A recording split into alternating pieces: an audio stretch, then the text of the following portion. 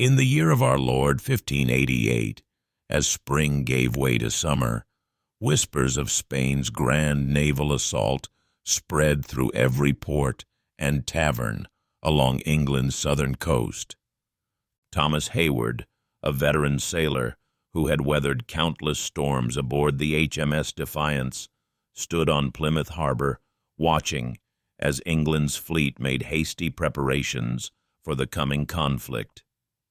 News arrived that King Philip II had assembled a fleet of 130 ships and 30,000 men, a floating city of war aimed at the heart of Protestant England. When Lord Howard and Sir Francis Drake took command of the English fleet, Thomas found himself assigned to a cannon crew aboard the HMS Revenge, ready to defend Queen and country.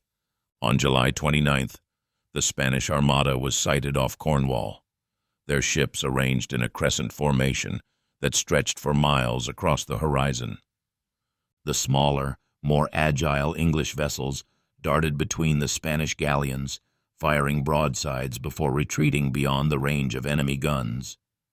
Drake's brilliant strategy of sending fire ships into the anchored Spanish fleet at Calais threw the Armada into disarray, forcing them to cut anchor and lose their formation. What English guns began, the fierce storms of the North Sea completed, as gale-force winds drove the Spanish fleet against the treacherous coasts of Scotland and Ireland. Thomas would later recount how nearly half of Spain's Grand Armada never returned home, with thousands of sailors perishing in what locals called the Protestant wind. The defeat of the Spanish Armada would forever be remembered as England's finest naval hour, a turning point that heralded the rise of British sea power and the beginning of Spain's long decline.